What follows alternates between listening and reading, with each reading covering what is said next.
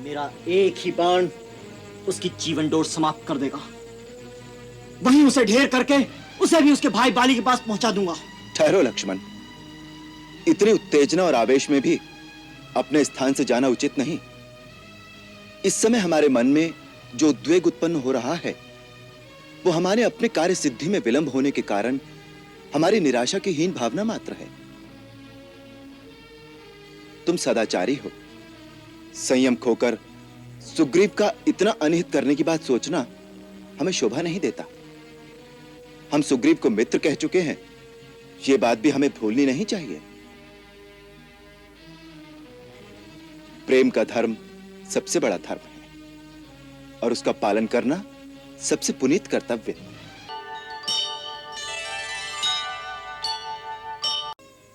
लक्ष्मण, ये 4 मास हमने बिताए हैं सुग्रीव के आश्रय, परंतु अब ऐसा लगता है कि सुग्रीव को अपने वचन का कुछ भी विचार नहीं।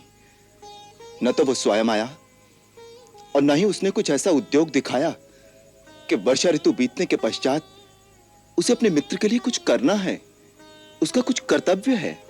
भैया, आखिर है तो वह चपल वानर की जात, उनका कौन सा कर्तव्य, कौन सी नैतिकता।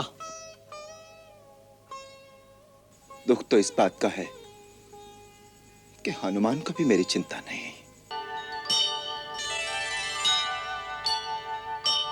भैया, असली अपराधी तो वो कृतज्ञ, मिथ्याचारी, स्वार्थी सुग्रीव है। हाँ लक्ष्मण, अपना मनोरथ पूरा करवाकर वो मेरी अवज्ञा कर रहा है। राज वैभव के विलास में डूबकर उसे अपनी प्रतिज्ञा का भी विचार नहीं रहा। इसलिए हे लक्ष्मण, तुम एक बार किष्किंधापुरी जाओ, उसे सावधान करो। वो मेरी प्रत्यंचा की भयंकर टंकार को भूल गया है, वो वाली के प्राण लेने वाले राम के अमोघ बाण को भूल गया है। उसे चेता देना आवश्यक है। आपके चरणों की शपथ लेकर जाता हूं भैया, अब सुग्रीव की रक्षा इस धरातल पर कहीं संभव नहीं। किष्किंधा से सीधा घसीट कर लाकर आपके चरणों में डाल दूंगा। चौमासा बीत गया, शरद ऋतु का सुहाना शुभ आगमन हो गया। इस चौमासे का एक एक दिन मैंने किस तरह बिताया है तुम जानते हो लक्ष्मण।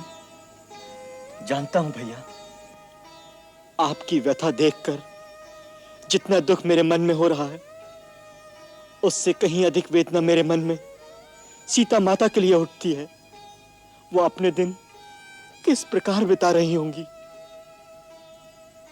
रह रहकर मन में एक बिजली सी कौंध उठती है। पता नहीं सीता इस संसार में है या नहीं।